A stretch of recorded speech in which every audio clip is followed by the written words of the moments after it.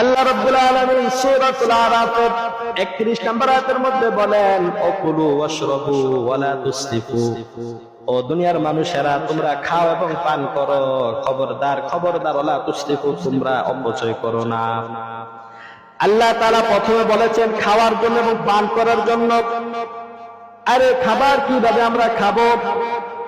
নবীজি সাল্লাল্লাহু আলাইহি সাল্লাম বললেন, ও দুনিয়ার মানুষেরা, তোমরা যদি সুন্নাত অনুযায়ী আমার তরিকা আমাকে অনুসরণ করে যদি তোমরা খাবার খাও, তাহলে তোমরা খাবার খাবে যতক্ষণ সময় পর্যন্ত, ততক্ষণ সময় তোমাদের আমলনামার মধ্যে তোমাদের সওয়াব লেখা হবে। বলেন সুবহানাল্লাহ।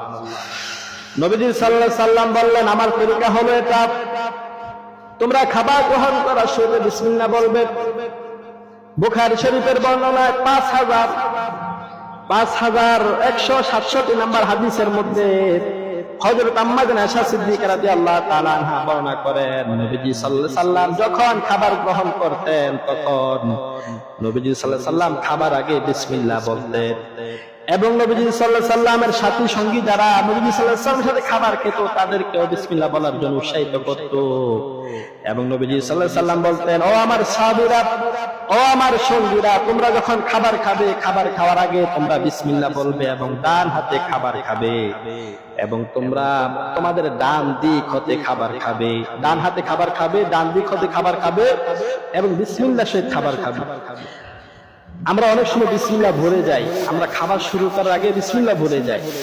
এই প্রসঙ্গে এই বিষয়ে নবীজি সাল্লাল্লাহু আলাইহি সাল্লাম বলেন, তিরমিজি শরীফের 1858 নম্বর হাদিস, 1858 নম্বর হাদিসের মধ্যে আম্মা জান আয়েশা সিদ্দিকা রাদিয়াল্লাহু তাআলা আনহা এই হাদিসটি বর্ণনা করেছেন।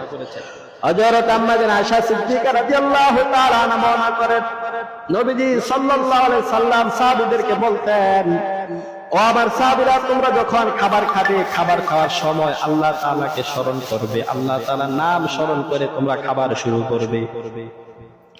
আর যখন তোমরা আল্লাহ তাআলার নাম ভুলে যাবে, আল্লাহ তাআলাকে স্মরণ করা ভুলে যাবে খাবার আগে, তাহলে তোমরা খাবার মাঝখানে পড়ে নিবে বিসমিল্লাহি আউওয়ালাহু ওয়া আখিরা, আমি আল্লাহ তাআলার নামে খাবার শুরু এবং শেষ করব। আমরা যখন বিসমিল্লাহ ভুলে যাব, তখন আমরা এই দোয়া পড়ব। নবীজি সাল্লাল্লাহু আলাইহি সাল্লাম এই দোয়া আমাদেরকে শিক্ষা দিয়েছে। আমরা খাবার শুরুর আগে বিসমিল্লাহ বলবো, ডান হাতে খাবার খাবো এবং আমাদের ডান দিক থেকে খাবার খাবো। সম্মানিত ভাইয়েরা, আমরা যখন খাবার খাই, বিশেষ করে ইফতারির সময়, যখন আমরা রমজান মাসে ইফতারি করি, তখন আমরা কয়েকজন একসাথে খাবার খাই। অনেক সময় বুট মুড়ি আমরা ইফতার করি, অনেক সময় বিরিয়ানি দিয়ে ইফতার করি, অনেক সময় খিচুড়ি দিয়ে ইফতার করি। তখন একসাথে অনেকজন আমরা বসি, 4-5 জন আমরা একসাথে বসি। আর কয়েকজন একসাথে খাবার খাওয়া, এটা রাসূল সাল্লাল্লাহু আলাইহি ওয়াসাল্লাম সুন্নাহ।